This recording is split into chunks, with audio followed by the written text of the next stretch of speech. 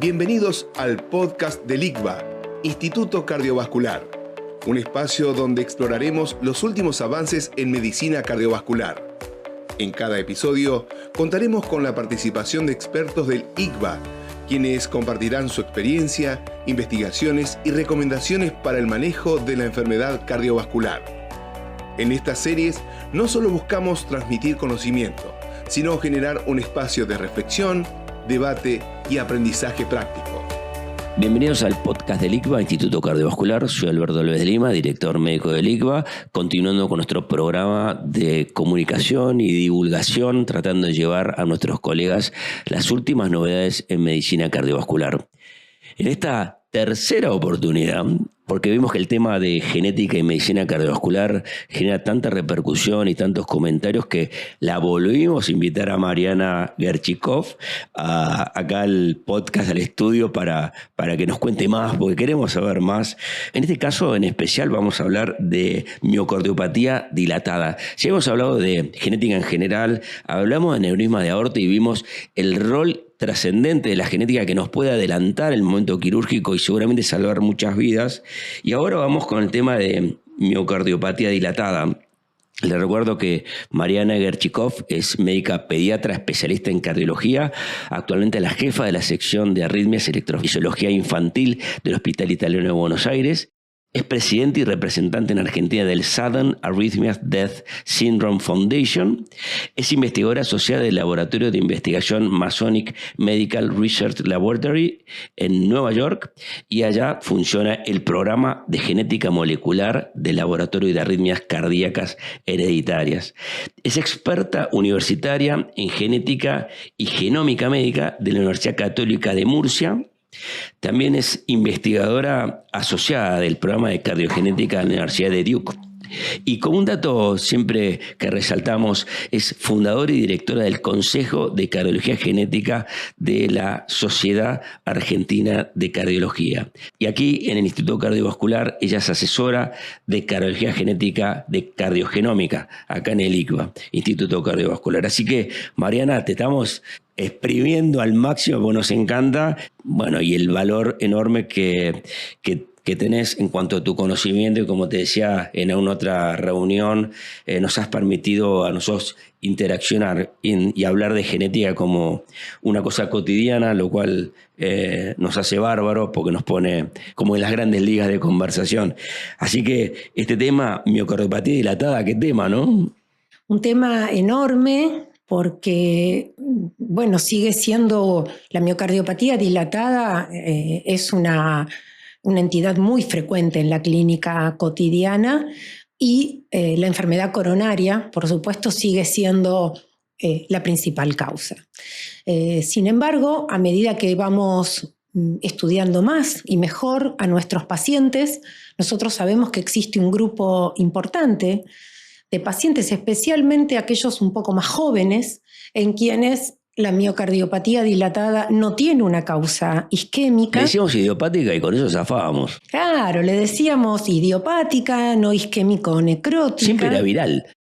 Siempre era viral hasta que llegó la genética y nos mostró que una buena parte de estos pacientes tienen miocardiopatía dilatada por alteraciones genéticas. De hecho, bueno, nosotros hemos publicado hace poco un artículo alertando acá a todos nuestros colegas sobre las miocarditis recurrentes, ¿no? Y en este caso era un caso, es un chico muy joven, 20 y pico de años, que me consultaba justo de mi consultorio, y lo publicamos en American Journal of Cardiology con Mariana, con Eugenio Cingolani, con Juana Pérez Morales y bueno, y otros autores, donde analizamos este tema de un chico que consultaba por pericarditis a repetición, ¿no? Y le decíamos, bueno, ¿será que te resfriás? Y una vez, dos veces pericarditis, miopericarditis seria, ¿no? Con una elevación muy alta de troponina y mucha sintomatología que requería 3 o 4 días de internación. Correcto, Alberto. Y en una de estas últimas internaciones dijimos, acá aprendimos que la genética nos enseñó que las miopericarditis recurrentes en personas jóvenes pueden tener una causa genética, y en este paciente tuyo detectamos una variante claramente patogénica en desmoplaquina, una variante truncada que fue la causa de su enfermedad. Es decir, que la genética nos está explicando las causas de un importante grupo de estos pacientes. De hecho, pensá que las guías de la Sociedad Europea 2023 de miocardiopatías se autodenominan nuevas porque dicen, somos distintas a todas las demás guías, porque reconocemos, entre otras cosas, que cada vez más las miocardiopatías, porque estas guías no hablan de miocardiopatías isquémicas, tienen un origen genético y somos capaces de detectarlo, y especialmente en el grupo de miocardiopatías dilatadas, identificar la causa genética es fundamental. Pero es fundamental no solo como una cuestión, digamos, diagnóstica, es fundamental como una cuestión pronóstica. Fundamental eso, ¿no? Porque acá estamos hablando un poco de lo que hablamos, y no solamente quedarnos con el diagnóstico, sino la posibilidad de dar recomendaciones y tomar acciones. Correcto, Alberto. Mira, cuando tenemos las causas genéticas de miocardiopatías dilatadas, hay dos genes que son, hay muchos, pero hay dos que son los grandes jugadores de estas ligas, de la liga dilatada, que son las mutaciones en titina y las mutaciones en lamina. Y tanto las titinopatías como las laminopatías tienen características muy diferentes. A ver, contanos eso. ¿Tiene que ver con la disposición de las mutaciones o...? Muy importante. Nosotros, las mutaciones en lamina y la disposición de ciertas mutaciones en lamina, es decir, las variantes truncadas en lamina, junto con la presencia de TB monomorfa no sostenida y sexo masculino, son indicación ya desde el 2017 de considerar cardiodesfibrilador como prevención primaria. Y fíjate que las mutaciones truncadas en lamina fue el primer gen con esa primer disposición o tipo de mutación que fue incorporado en nuestros algoritmos de predicción de muerte súbita para la prevención primaria. Hoy, las nuevas guías han incorporado otros genes, mutaciones truncadas en en filamina C y mutaciones en fosfolambam. Es decir, que nosotros hoy, cuando tenemos un paciente con una miocardiopatía dilatada, y acá quiero decir una cosa que me gusta mucho, que es, atención, porque la miocardiopatía dilatada no siempre fue dilatada. Y nosotros hoy sabemos que la miocardiopatía dilatada tiene una fase que llamamos oculta, es decir, en la cual la dilatación ventricular no es muy evidente. La función ventricular ¿está conservada o puede estar esta no dilatada, con función ventricular disminuida, pero que el potencial arritmogénico puede ser muy alto? Muy alto. Es decir, que hoy entonces entender quiénes son los pacientes que pueden tener un alto potencial arritmogénico, aunque no estén muy dilatados, cambia radicalmente nuestra conducta. Porque la colocación de un CDI como prevención primaria es muy fuerte. Más aún, Alberto, nosotros sabemos que estas enfermedades genéticas son hereditarias y lo son con un patrón de transmisión autosómica dominante. Por lo tanto, detectar una mutación en un caso índice es mandatorio el estudio en cascada familiar, porque aquellos familiares que den positivo probablemente también tengamos que tomar varias conductas.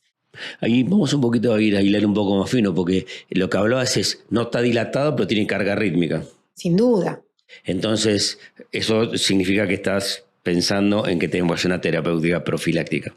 Por supuesto, Alberto, ciertas mutaciones en lamina, truncantes, como dijimos, en filamina C, especialmente en presencia de antecedentes familiares, y con arritmia ventricular pueden ser y debemos considerar la colocación profiláctica de un cardiodesfibrilador. Hace no mucho tiempo tuvimos un caso acá de una familia que se venía siguiendo con varios familiares con miocardiopatía dilatada, fibrilación auricular, trastornos de la conducción intraventricular y arritmia ventricular. Y con esto estoy nombrando las banderas rojas de las laminopatías, en donde uno de los hijos muy joven empieza con fibrilación auricular y con arritmia ventricular, y que afortunadamente tomamos la decisión, porque es portador de la mutación, de colocar un cardiofibrilador en prevención primaria, porque ya lo chocó 2 veces apropiadamente. Qué interesante y qué es una mezcla, ¿no? Qué alegría haber salvado la vida. También, bueno, qué vida también, que a veces requiere cuando son muy jóvenes varios cambios de dispositivo, ¿no? Es cierto, pero también es cierto que los cardiofibriladores subcutáneos han venido a revolucionar un poco esta disyuntiva en la que se nos ponen estos pacientes jóvenes que probablemente puedan tener un evento súbito, porque realmente las complicaciones no son menores, y por eso seleccionar quiénes son los candidatos es tan difícil.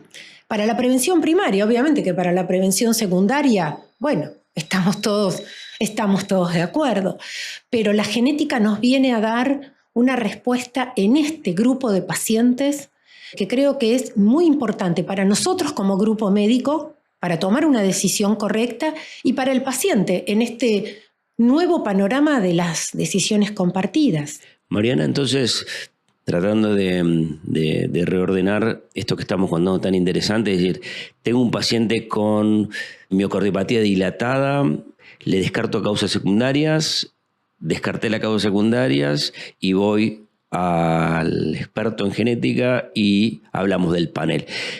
Por eso te pregunté en otros episodios, ¿pero los paneles son todos iguales o hay que pedir un panel específico? En este caso, probablemente orientado a la enfermedad, ¿no?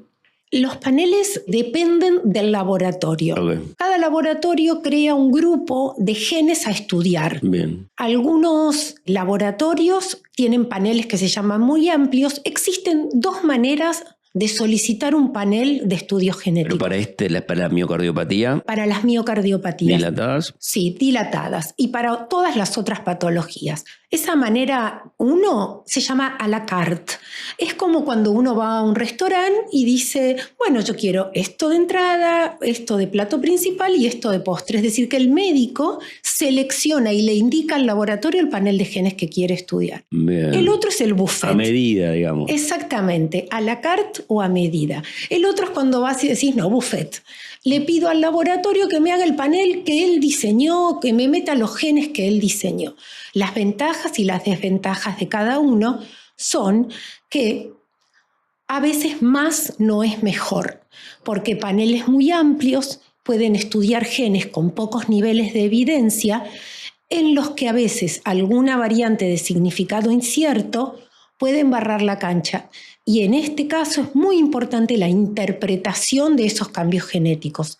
Y nos ha pasado siempre, ¿no? Con esos famosos incidentalomas que hablábamos, y creo que en genética se da claramente cuando no sabes lo que buscas, tampoco entendés qué hacer con lo que uno encuentra, ¿no? Es muy importante, Alberto, lo que decís. Por eso creo que este trabajo en equipo que nosotros venimos desarrollando, en donde el cardiólogo genetista viene a colaborar con el grupo y a transformar al estudio genético en una herramienta concreta y no embarrar la cancha. Porque si vos pedís un panel y te viene un puñado de variantes de significado incierto en genes con nombres complicados, con niveles de evidencia baja, no sabés qué hacer.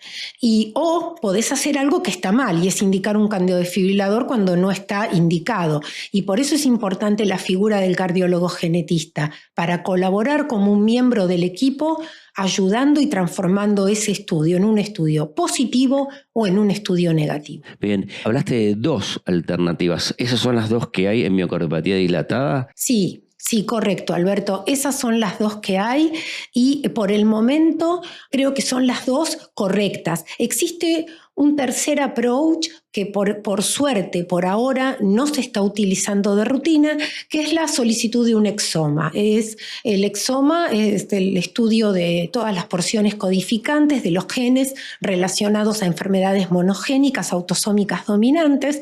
Nosotros desalentamos la solicitud de un exoma en pacientes adultos. La estrategia del exoma está indicada en pacientes pediátricos, especialmente con múltiples hallazgos fenotípicos, pero consideramos que lo correcto es un panel a la carte o a lo sumo un panel de genes diseñados por los laboratorios comerciales existentes. Mariana, me quedé con la duda con respecto a ¿cuál es la proteína específica que se modifica, que provoca finalmente la miocardiopatía dilatada? Bueno, son varias, pero como dijimos, en el caso de las laminopatías, la proteína que se altera es la proteína que se llama lamina AC. Y es una proteína interesantísima, porque actualmente conocemos varias funciones de las laminas. La primera es que le da integridad estructural al núcleo de las células. Es decir, que gracias a esta proteína el núcleo mantiene su integridad estructural, pero a su vez estas proteínas intervienen en la regulación de la expresión génica, que es un mecanismo complejo y la pérdida de la integridad estructural de la membrana nuclear está muy relacionada con la regulación de la expresión génica. Por lo tanto, varios son los mecanismos moleculares por los cuales las laminas llevan a la producción de cardiomiocitos anormales que generan fenotipos tan diversos, ¿no? Porque generan arritmias, trastornos de la conducción y miocardiopatías dilatadas. Fíjate vos que a veces las laminopatías pueden expresarse más que nada con trastornos eléctricos. Y conocer esta mutación es fundamental, porque si requirieran de terapia de estimulación cardíaca y sabemos que la mutación está en lamina, hay que poner un cardiodefibrilador, hay que considerar, mejor dicho, un cardiodefibrilador en vez de un marcapasos. Cuando estábamos hablando en un episodio anterior, en aneurisma de aorta, me comentabas que, como pasa con los pacientes con Marfan, tienen otras alteraciones en el organismo. En este caso de las laminas, ¿tiene impacto en otros órganos que también hay que ir a buscar? Sí, Alberto, es así. Las laminopatías pueden expresarse con un fenotipo cardiovascular exclusivo o pueden expresarse con un fenotipo extendido que afecte especialmente músculo esquelético, ya que el músculo cardíaco y el músculo esquelético comparten muchas proteínas. Tanto es así que su otra prima, las titinopatías, también pueden tener fenotipos cardiovasculares exclusivos o fenotipos mixtos con compromiso muscular esquelético, desde, por ejemplo, una ligera alteración de la cintura escapular hasta un compromiso mucho más extendido. ¿Laminas y titinas comparten actividades? ¿Son primas hermanas? Bueno, no diría, nada que ver, no, todos están relacionados, pero la titina es una proteína importantísima que también forma parte de la integridad estructural del sarcómero. Vos sabés que los sarcómeros son estructuras altamente organizadas, donde cualquier alteración de alguna de las proteínas que están ahí adentro genera entonces una disrupción de esta organización. La titina, cuando es patogénica, justamente permite que el sarcómero, cuando se relaja, se siga relajando más y finalmente llevamos a la miocardiopatía dilatada. Hoy hablamos de latido celular porque estamos entendiendo cómo cada modificación celular impacta en el sincicio cardíaco completo. Las laminas, dijiste que tenían función nuclear, ¿las titinas tienen función a nivel del núcleo o a nivel de la estructura del sarcómero? A nivel de la estructura del sarcómero, exactamente. Y tienen, entonces en este caso tienen que ver con la elasticidad, porque así se va entendiendo también que en algún momento se empieza a dilatar, tiene que ver con que la fibra muscular va perdiendo esa capacidad, ¿no?, estructural, ¿no?, para mantenerse indemne. Exactamente. Y esos cardiomiocitos ya no tienen ese soporte que mantiene al sarcómero y dice hasta acá te contraes y hasta acá te relajás.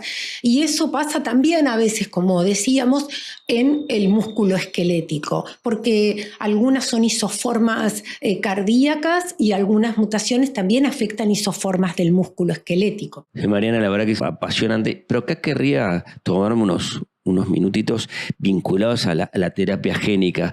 Sé que hay varias experiencias, pero nunca anduvo bien, ¿no?, la regeneración muscular o que la reversión de estos. ¿Qué conoces vos hoy a nivel laboratorio que esté estudios que estén ongoing o que tienen alguna chance. Sí, hay terapias génicas para miocardiopatía dilatada. Están, digamos, todavía no hay estudios hasta donde yo sé, desde mi conocimiento, en fase en humanos. Lo que no anduvo bien es las stem cells, ¿no? Tratar de poner stem cells dentro de los cardiomiocitos. No anduvo. Se intentó desde todo punto de vista, inyecciones intracoronarianas, inyecciones locales, y sin embargo, esa parte no, pero yo creo que, si me permitís decir esto en estos últimos minutos, la pandemia nos enseñó la importancia de la fiabilidad de la terapia génica. Recordemos que la vacuna Pfizer fue terapia génica, es decir, fue un pedazo de una copia de una parte del virus sin su capacidad infectiva, envuelta en una nanopartícula lipídica, y eso fue terapia génica fabricada a gran escala, rápidamente y de manera eficiente. Y esto ha creado un nuevo interés en la industria, ha creado un nuevo interés en todos los investigadores, y no tengo dudas que en pocos años vamos a poder tener respuestas para estos pacientes que, como bien dijiste vos antes, Alberto, son enfermedades hasta ahora incurables en las que nosotros tratamos de prevenir el desarrollo de la insuficiencia cardíaca, la carga rítmica y la muerte súbita. Qué tema, ¿no? Porque acá, sabes que tenemos un equipo de insuficiencia cardíaca con Mirta, con Lucrecia, con la doctora Varo también, que trabajan mucho, pero bueno, ellas están trabajando sobre la parte cuando todo esto ya sucedió. Tenemos todo un tiempo importante. Hemos charlado de genética cardiovascular en podcast anterior, más en general. En el segundo podcast que nos regalaste hablamos de lo que son el aneurisma de aorta y ahora la miocardiopatía dilatada. Así que fue muy, muy interesante esta experiencia y te agradezco muchísimo que hayas participado. Gracias a vos, Alberto. Gracias por acompañarnos durante esta edición. No olviden suscribirse a nuestro canal. Nos vemos el próximo episodio.